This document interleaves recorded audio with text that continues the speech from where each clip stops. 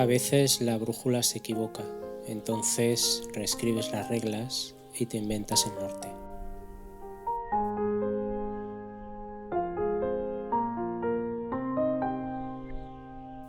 En 2011 se estrenaba Contagio, una película de Steven Soderbergh que contó con las actuaciones de Matt Damon, Gwyneth Paltrow, Jude Law y Laurence Fishburne. Fue clasificada como película de ciencia ficción, recaudando tan solo 136.000 millones de dólares en todo el mundo, siendo despreciada por la crítica y por el público por tratarse de una cinta más de catástrofe sin alma y sin capacidad de transmitir el miedo al fin del mundo. Casi una década más tarde, la película de Warner Bros. Se convirtió en un negocio más que rentable, siendo la película más vista durante la pandemia del 2020. En ese año, en la web IMDb, que es la base de datos de películas más grande y completa que existe en Internet y que es de obligado seguimiento si trabajas en la industria del cine, cambió la calificación de Contagio de ciencia ficción a drama. No hables con nadie, no toques a nadie, no te acerques a nadie.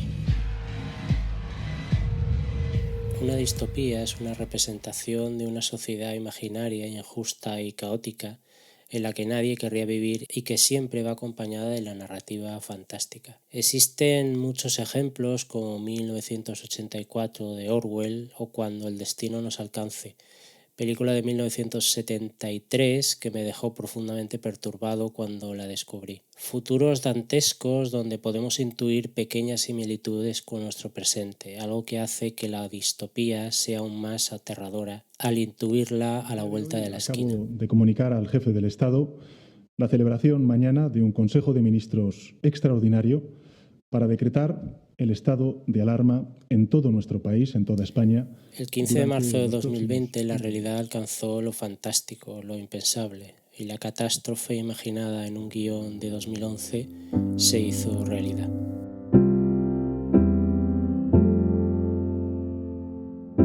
Me encuentro con Daniel Babiloni, que es enfermero en la FE, en la UCI de la FE de Valencia, y vamos a hablar un ratito sobre lo que pasó en 2020, la distopía que vivimos en 2020, que solo habíamos vivido en películas y en libros y que de repente nos la encontramos un 15 de marzo al abrir la puerta. ¿Dónde estabas cuando el presidente dio el aviso de que había que cerrar y que había que hacer un confinamiento forzoso? Bueno, lo primero, buenos días, buenas tardes, buenas noches. Depende de cuando escuches esto. Me encontraba en casa. ¿Te lo esperabas? En el hospital se oían cosas. Pero no de este nivel. Sí que es verdad que de repente todas las alarmas indicaban a que algo extraordinario, entre comillas, estaba pasando o iba a pasar, y estábamos viéndole las orejas al lobo. ¿Te refieres a lo que venía de China y sobre todo de Italia? Correcto. Porque la gente, sí. Teniéndolo aquí al lado, pensaba que no llegaba. Que no iba a llegar. Hombre, a nivel sanitario, ya cuando estaba por Italia sí que veíamos que podía llegar. Pero bueno, intentábamos como cierta normalidad hasta que ya empezamos a ver que podían llegar casos compatibles con este virus, que al final pues fue pandémico, ¿no? ¿Cómo fueron los primeros días? Como bien has dicho, yo trabajo en la unidad de cuidados intensivos de adultos, y para nosotros, supongo que como para casi todo el mundo, ¿no? Es como si nos explotara la cabeza, como si nos sacudieran y de repente tienes que tener que sacar recursos, ¿no? Lo que se dice, ¿no? Que si no tienes, que al final la obligación te hace ser creativo, ¿no? Entonces, en pocos días desarrollamos planes de contingencia propios del hospital, propios de la unidad.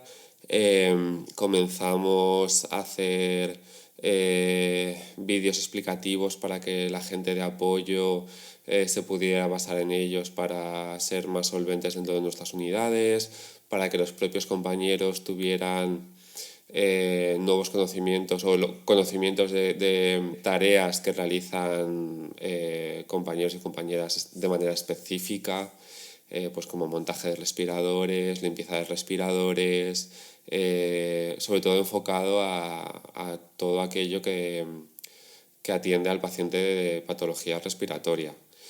Y fue como de repente, ¿no? Lo que dicen, una jarra de agua fría por encima, donde teníamos que espabilar y ponernos las pilas. No había opción ni de meditar mucho, no meditar, ni de dudar mucho, ni de girar la cabeza hacia detrás. Teníamos que ir hacia adelante y intentando, entre mucha gente, hacer lo más fácil posible para que la gente nueva remara hacia la misma dirección que nosotros. ¿Os sirvió de algo el haber tenido la experiencia del ébola o vosotros no lo tocasteis cuando pasó? Lo tocamos formativamente, porque al final nunca llegó. ¿Nos sirvió la experiencia? Poco. Yo creo que No nadie mucho. estaba preparado para algo así. No. Yo creo que sí que se nos formó en el manejo del paciente con ébola, pero no a este nivel. Es que este no avisó. Este directamente, en cuestión Bueno, de un mes, realmente se avisó, nos pero explotó en la cara. se avisó entre comillas, como decíamos antes, porque venía de China y luego en Italia, pero nadie se quiso plantear el aviso. Más que el aviso, la repercusión, porque tú, pues a lo mejor como sistema sanitario sí que puedes saber que van a venir 1, 2, 10, 15 casos, pero no colapsar el sistema sanitario. Que algo colapse el sistema sanitario en tan pocos días es, a mi entender, como propio sanitario, es brutal para un país. Esos primeros días, esas primeras semanas sin mascarillas, sin EPIs, ¿cómo lo llevasteis? Fatal. Se veían imágenes de hospitales, no sé si era vuestro caso, con bolsas de basura y No. etcétera.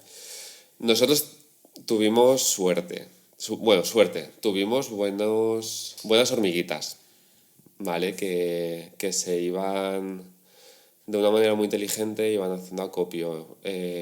Yo hablo de la UCI, sí que sé que a lo mejor en otras partes del hospital fue más complicado mantener los EPIs.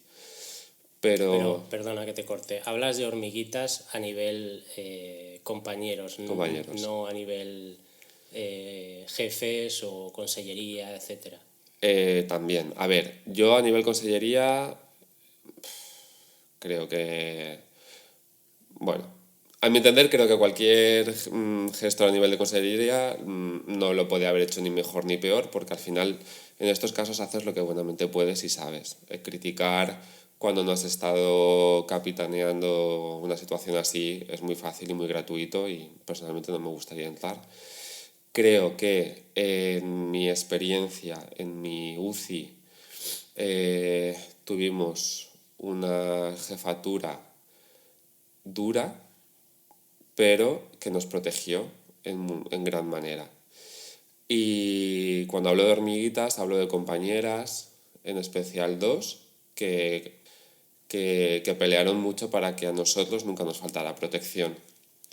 Y hablo de estas personas en concreto porque creo que han sido las que nos han salvado de situaciones mucho más complicadas o de mayor número de contagios entre trabajadores, que afortunadamente fueron pocos en proporción al número de trabajadores que hemos ido en pandemia. ¿Cómo eran esos primeros pacientes? ¿Cómo era la sintomología de quien entraba a la UCI en esos primeros días, Vale, en esos primeros meses? Sí, bueno, el patrón del paciente COVID crítico es un poco casi siempre el mismo, ¿no? Pues paciente que se contagia a nivel social, como todo el mundo nos hemos contagiado a nivel social, que sobre todo en las primeras olas donde no hay vacuna, que está en casa, con patología asociada generalmente, que empeora, que se le da tratamiento ambulatorio, que empeora, que va al hospital, que ingresa en salas específicas de COVID, que tuvimos muchas en el hospital. y que generalmente a los 15 días del contagio empeoran de manera 15-20 días, bueno, 12-15 días, empeoran de manera grave y tienen que bajar e ingresar en UCI. Nosotros tuvimos época que recuerdo que era todo el mismo patrón, que la bajaban a UCI, se les ponía un tipo de oxigenoterapia, no respondía, se le aumentaba, digamos,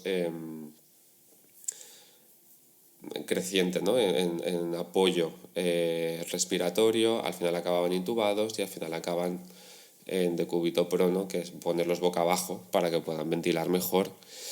Y esto, si teníamos 6 ingresos, eran 6 casos que teníamos que hacer toda esta progresión para que acabaran en decúbito prono, boca abajo. Y esto daba igual que fuera día, que fuera noche, que fuera a la hora que fuera. ¿Cómo gestionabais el estrés, el miedo, la tensión que había en la sociedad con la enfermedad? Bueno, a nivel social, en parte estábamos más tranquilos en el aspecto de que como el confinamiento era obligatorio, ¿no? Era más complicado pues llegar a contagiarse tanto como si no se hubiera hecho. Esto hubiera sido el fin de la humanidad como la conocemos. Pero nosotros lo vivimos con miedo porque al final somos los que estamos expuestos. Y hablo de sanitarios, pero no hablo de todos los sanitarios. Fuimos un grupo de sanitarios los que estuvimos en primera fila, Primera línea de, en primera línea de batalla, guerra. y fuimos los que estuvimos luchando día, noche. Fuimos un grupo de sanitarios quienes estuvimos ahí en primera línea de batalla, peleando contra esto. Y al principio yo creo que lo que más teníamos era miedo. Teníamos mucha responsabilidad profesional porque fue increíble el apoyo y sobre todo el altruismo de compañeros y compañeras que habían pasado por UCI, tanto de mi hospital como de otros, pero que estaban repartidos por otras unidades del hospital y que pidieron voluntariamente venirse a la UCI a apoyarnos, en esta guerra. Pero vuelvo a decir, no éramos todos los sanitarios. Muchos sanitarios se fueron a casa, pues porque cerraron unidades, cerraron quirófanos, cerraron ciertas especialidades y esa gente se fue a casa. Y nosotros no. Nosotros, juntos con muchos compañeros de hospitalización, con compañeros de puertas de urgencias, con compañeros de atención primaria, con compañeros de residencias, seguro que me dejo, compañeros de pediatría, fuimos los que estuvimos aquí dándolo todo en las primeras horas, que estábamos literalmente acojonados. Teníamos miedo de enfrentarnos a esto, aunque tuviéramos los EPIs, aunque tuviéramos las mascarillas, pero te estás enfrentando a algo que desconoces la gravedad, que desconoces si vas a ser tú el próximo que esté en esa cama, desconoces si... Bueno, en mi caso no, porque al final pues vivía solo, pero desconoces si mis compañeros van a su casa, se lo contagian a su familia. Eso te quería preguntar, ¿cómo vivís el momento en el que un compañero se contagia y deja de... o no viene o está confinado o peor, está en el hospital o en otro hospital? Bueno, yo me contagié la primera ola, pues 28 de marzo creo que fue. Entonces yo la primera ola la viví un poco entre comillas. Me contagié, pongo la mano en fuego que fue en el hospital. No culpo al hospital, ni me culpo a mí. Yo seguí unos protocolos de un servicio de riesgos laborales que pues desconocía esto igual que desconocíamos todos y que luego se modificó y que fue totalmente solvente a posteriori, pero bueno, eso fue así. Y todos los compañeros y compañeras se vuelcan contigo. Tú estás en casa confinado, estás con el virus. Yo no me puedo quejar. Mi COVID aunque fue incómodo, pero no fue grave. Y noté muchísimo calor por parte de los compañeros, mucha preocupación, llamadas, apoyo, mensajes, WhatsApp, videollamadas, y eso nos unió mucho más de lo que ya estábamos como grupo.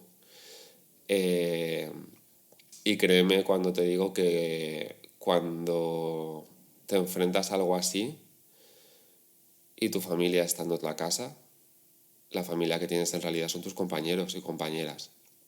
Entonces su calor y su apoyo, que se vuelquen en ti, la preocupación que tienen en ti, bueno, es lo que un poco te permite tirar para adelante. Cuéntame un poco los síntomas que tenías, porque en tu caso el COVID fue jodido por estómago y demás, ¿no? Sí. A ver, yo tuve la gran suerte que mi COVID no fue respiratorio, fue digestivo. Digo suerte porque creo que de las cosas más desagradables que puede sufrir una persona es la sensación de ahogo y de asfixia. Entonces yo eso no lo tuve. Lo mío fue digestivo, pues no sé, que podía tener 16, 20, 22 episodios de diarrea al día. Madre mía, menos mal que te toca a ti y no a mí. Bueno, sí, no, fue incómodo. Pues pierdes mucho peso, pierdes masa muscular, tienes riesgo de deshidratarte, vas todo el día bebiendo agua, no tienes hambre. Y así estuve como 16 días y luego lo que pasa es que yo seguía dando positivo hasta 32 días. Luego a los 16 días ya bajó un poco, en vez de ser tantas veces, pues igual eran 5 o 6 veces al día, luego ya 2, pues íbamos un poco así. En ese tiempo veías en la televisión, intentabas estar al día del tema de todas las noticias que salían. No, la verdad es que no. Veía noticias, tampoco veía mucho, veía a lo mejor la introducción del telediario y poca cosa más, porque hubiera colapsado. Yo, bueno, no sé si al resto de compañeros les pasaría más o menos lo mismo, pero yo tenía sentimientos encontrados en el aspecto de que me encontraba mal como para ir a trabajar, pero me encontraba bien como para estar en casa. Entonces era una situación de, joder, yo podría estar allí ayudando en esto, porque al final es una haciendo lo que fuera. Es una guerra común, o sea, es todo el mundo batallando contra esto. Y yo hablaba con mis compañeros, veía lo que estaban pasando, veía cómo se sentían, el agotamiento mental que tenían, y yo decía, joder, yo es que estoy aquí en casa. También es difícil, y yo tuve la grandísima suerte que no me sentí juzgado en ningún momento, porque era como, bueno, no tengo patología respiratoria porque no puedo estar allí. Claro. Entonces fue difícil, sobre todo yo, cambiar el chip de no sentirme mal por no estar allí apoyando. ¿Cómo te enfrentas en general a la muerte, vosotros que estáis, como decíamos antes, con COVID o no en primera línea de esto? ¿Y cómo os enfrentabais a la muerte en aquellos días en lo que, digamos que como se abrieron espacios que eran para el ocio, para almacenar ataúdes? Fue muy complicado. A ver, yo creo que nosotros tenemos como un sistema de autoprotección en relación a esto. Nosotros estamos más acostumbrados de lo que nos gustaría a convivir con la muerte, porque es verdad. En las UCIs, que mucha gente se pensará que las UCIs es donde están los peores pacientes y el 90% se mueren, pues no es así. Pero cuando hay una persona que sí que llega al final de su vida, siempre intentamos, sobre todo, que sea lo más plácido posible, con el menor sufrimiento posible, acompañado en la medida de lo posible de las familias, y trabajamos también en este aspecto con las familias, ¿no? Intentamos, pues eso, darles cierto arropamiento. Hay quien quiere, hay quien no quiere, intentamos no juzgar a nadie. Eso en materia general. En el COVID todo eso no se podía hacer. Las familias no podían entrar. Y hemos llorado mucho cuando teníamos que intubar a una persona hacíamos una videollamada para que se despidieran de su familia y nosotros sabíamos que esa persona se iba a morir. Y hemos sufrido mucho porque, sobre todo también cuando pacientes que a lo mejor por enfermedades asociadas o por, bueno, pues que estaban más despiertas y sabías que se iban a morir y tú eras quien estaba a su lado, quien le cogía la mano, quien le hablaba para que no se muriera sola. Yo no sé en el resto de unidades de cuidados intensivos, no lo sé. No sé en el resto de hospital, no lo sé. Pero en mi UCI se ha hecho así. Tampoco sé si el 100% de las veces, pero la gente que conozco, los compañeros que conozco, con la gente que hemos cambiado en los turnos en los que hemos estado, no hemos dejado que una persona se muriera sola. Igual, tampoco valía mucho, quiero decir, era más por nosotros que por ellos, pero eso quieras que no te lo llevas. Y tienes que hacer mucho autocontrol y tener la cabeza muy bien amueblada para saber que... Para no hundirte, para saber que eso se queda dentro de la unidad y que en el momento tú sales de esas puertas y las cierras, tienes que cambiar el chip y seguir con tu vida, dándole valor a tus cosas y dándole valor a tus problemas y a tu día a día, porque si no... En referencia a esto, tú llevas un tatuaje que nació por un caso en especial, si te apetece contármelo. Sí, hablas del diente de león, ¿no? Sí, vale. Es un tatuaje de un diente de león que tienes en el gemelo, creo. Sí. Bueno, diente de león o abuelito. Que no sé qué era la gente que es un diente de león de animal de león. No, un diente de león de flor. Sí, bueno, no sé qué tatuador o tatuadora fue en Valencia. Propuso un tatuaje de un corazón con una tirita con un corazón en relación al COVID, a los trabajadores del COVID. Pero bueno, yo viví una experiencia durante las olas de COVID. Y junto con una amiga nos queríamos tatuar algo relacionado porque ambos tuvimos pérdidas personales por la pandemia o durante la pandemia. Entonces mi amiga trabaja en la sala de infecciosas, donde ha sido la primera sala donde ingresó el primer COVID y probablemente se quede siempre como sala COVID. Y bueno, yo en UCI que hemos 6 horas peleando con COVID. Y mi tatuaje está hecho porque yo tuve 2 pérdidas para mí importantes, no muertes, sino pérdidas. Y el diente de león pierde dos hojitas, ¿no? por el viento. Y esas 2 pérdidas fue a mi expareja y a mí mismo. Y bueno, de alguna manera lo quería tener esa impronta en mi piel para recordar que, bueno, que las pérdidas son pérdidas porque las has tenido. Si no, nunca las hubieras perdido.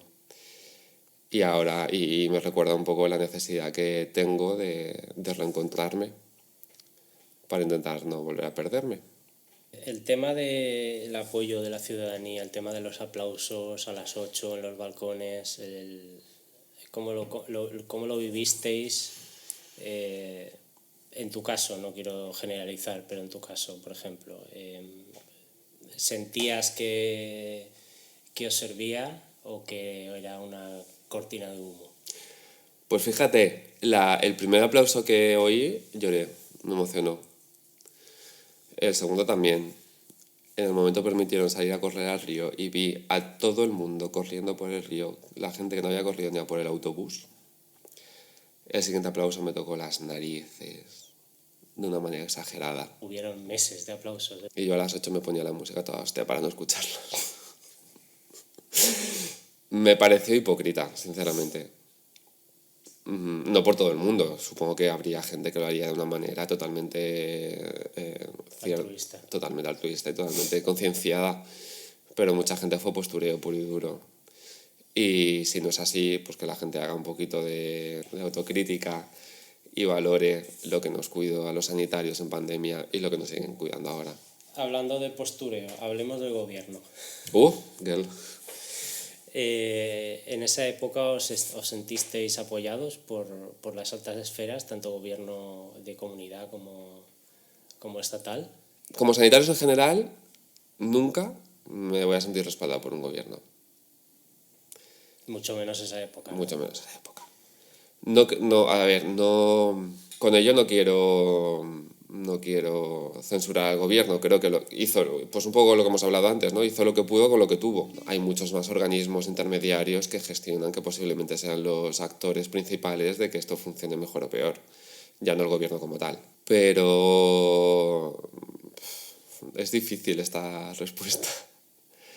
Te puedes mojar lo que tú quieras. Ya, sí.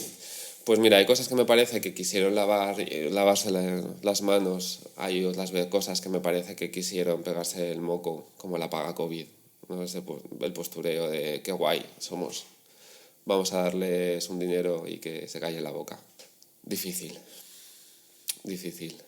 pero bueno, al final pues eso, trabajamos con lo que pudimos, con lo que teníamos y ya está. Y vamos a hablar un poco de la hora, después de 3 años de pandemia, en la que, bueno, seguís teniendo algún caso de COVID, no, imagino que no tan grave o no tan extendido como antes. Claro, nosotros la peor ola que tuvimos, si no recuerdo mal, fue la de hace un año, ¿no? O 2 años, la tercera ola, hace 2 años ya. La UCI de la FE, si no me equivoco, habrá estado sin COVID 48 o 72 horas en todos estos años. A cero COVID, me refiero. Sí. Nos siguen ingresando COVID y ahora lo que nos ingresa generalmente son pacientes con una patología crítica, como antes la que de fuera, la pandemia. Exacto, pero que le metes un palito y da positivo en COVID. Y esto es gracias a las vacunas. Pues tienes que tener las mismas precauciones, claro, porque el contagio existe, sobre todo cuando tienen mucha carga viral, etcétera, etcétera. Y sí que tienes que ir con las precauciones. Pero el conocimiento hace que no tengas tanto miedo, entonces que la atención sea como mucho más fluida. Y bueno, no sé, ahora mismo creo que hay 4 o 5 COVID ingresados en la UCI. Y es verdad que suelen tener mejor pronóstico que tenían antes. Después de todo lo que ha pasado a nivel, como hablábamos antes, a nivel gobierno y comunidad, ¿estáis peor o mejor después de haber sufrido una pandemia? Pues estamos justitos. Porque han despedido gente, han habido bajas. A ver, bueno, despedir gente no han despedido gente. Los contratos tenían una fecha de fin y se acababa el contrato y ya está. Entonces nos hemos quedado con plantillas ajustadas a ratios. Que los ratios, bueno, pues son recomendaciones ministeriales de no sé qué año. Igual se podría revisar un poquito. Y entonces, a nivel, por ejemplo, de enfermería, en mi unidad somos una enfermera para cada 2 pacientes. Pero somos un hospital de primer nivel, con lo cual todo lo más grave o lo más puntero o lo que necesita tecnología más avanzada suele venir a nosotros, con lo cual son pacientes con grandes cargas de trabajo, sobre todo de enfermería. Y bueno, de enfermería y de todo, en realidad hay plantilla muy ajustada de TCAES, hay plantilla muy ajustada de médicos, somos plantillas, a mi entender, demasiado ajustadas. Está habiendo muchas bajas, bueno, pues porque todo el mundo se pone enfermo, vamos, esto es básicamente así. Y jugamos con una desventaja en enfermería, que es que no tenemos especialidad de críticos. No hay enfermería especialista en. Entonces, cuando nosotros nos ponemos enfermos, cuando una compañía se solicita una reducción de jornada por maternidad o por cuidado de una persona mayor, viene gente generalmente sin experiencia en críticos. Y eso es un hándicap, porque tú tienes que estar con tus pacientes y aparte estar formando a todo el personal nuevo y pues día sí día no hay gente nueva y gestionar eso también es un poco complicado. Entonces, ¿estamos mejor o peor? Pues estamos en una dimensión distinta. Lo que creo que no deberíamos de olvidar es las unidades que deberían de estar más especializadas y las unidades que deberían de estar más respaldadas a nivel de personal. Entonces, Ahora la sanidad pública está haciendo huelga porque recortan horarios y los médicos tienen más cargas a nivel pacientes. ¿Eso os afecta también? bueno, es que creo que las huelgas de manifestaciones se están haciendo a nivel de emergencias y de atención primaria. Nosotros no nos estamos moviendo. No sé muy bien por qué no nos estamos moviendo. Pero por lo que dices, deberíais hacerlo. Por supuesto que sí. ¿Crees que os han dado de lado después de la pandemia, de todo el apoyo y los homenajes y demás? A ver, la sensación general es que no te pueden dejar de lado cuando nunca te han tomado en cuenta. Y en ese aspecto creo que la medicina intensiva debería estar más cuidada. Y no lo está. Entonces, sí que es verdad que desde las unidades y desde sociedades científicas estamos intentando especializar un poco la enfermería de UCI para que al menos cuando venga gente sea gente formada y que sepa, y porque al final de todo esto quien se beneficia es el paciente, de que su enfermería está bien formada. Obviamente tú vas a parir y quieres que te atienda una matrona, no quieres que te atienda yo. Entiendo, ¿no? Pues en este caso sería un poco igual. Hay especialidades de enfermería y la nuestra no existe. Entonces estamos peleando desde la Comunidad Valenciana al menos tener bolsas de trabajo específica para las unidades de críticos, ya no la UCI de adultos y punto pelota, sino unidades de críticos. Sería todo mucho más sencillo, sería todo mucho más responsable y el paciente se vería mejor atendido, al menos con una calidad, buscando la excelencia incluso. ¿Hemos salido mejores después de esta distopía que nos ha tocado vivir? No. ¿Qué nos tiene que pasar para que seamos mejores? No lo vamos a ser. No lo vamos a conseguir. Soy súper optimista, ¿eh? Aunque acaben viniendo los extraterrestres. A nivel global y general no somos mejores. No lo vivo así. A nivel personal, de grupos o tal, pues sí. Nosotros hemos salido más concienciados, hemos salido aprendiendo a apoyarnos mucho más, a no trabajar en solitario, aprendiendo la importancia del trabajo en equipo. Yo, pues, me quito el sombrero en mi unidad, no hay jerarquía, todos somos equipo, cada grupo profesional tiene sus funciones, pero estamos de apoyo. Y hablo de todos, médicos, enfermeras, TKs, celadores, las compañeras de la limpieza, que sin ellas esto hubiera sido una puta locura, se hubiera multiplicado todo. Enfermedades multiresistentes, mogollón de cosas. Entonces, hemos aprendido a ser mejor equipo a nivel laboral, pero yo pienso que a nivel social y a nivel global de país no hemos aprendido a ser mejores personas. La gente es más egoísta. La gente es egoísta. Punto. Sí, al menos es lo que yo pienso, que una crisis, una pandemia, etcétera, etcétera, hace a la gente más recelosa y más egoísta. Claro, en vez de ser más asertiva, ¿no? Que al final no deja de ser pues tú te priorizas, pero también pensando en un bien común, pasa a ser egoísta. Y la asertividad, desde luego, no la hemos conseguido. Y la empatía tampoco. Sí que es verdad, pues eso, que cada persona a sí misma, pues sí que a lo mejor valora más el salir a tomarse una Coca-Cola con los amigos, el estar tomando el sol y respirando el aire puro de la sierra. Sí, no, las pequeñas cosas, ¿no? Claro, pero a nivel sociedad está tan turbia que no ha salido mejor. Este podcast se caracteriza por mantener una filosofía propia, que es la brújula personal de cada uno indica el norte que la persona desea, no la que la sociedad impone. ¿Hacia dónde señala el tuyo? ¿Hacia dónde señala tu norte a partir de ahora? Pues es que estoy en un momento muy, muy catársico, ¿sabes? Ahora mismo mi brújula está dando vueltas y buscando ese norte. No lo tengo muy claro. Sobre todo pues a nivel personal, ¿no?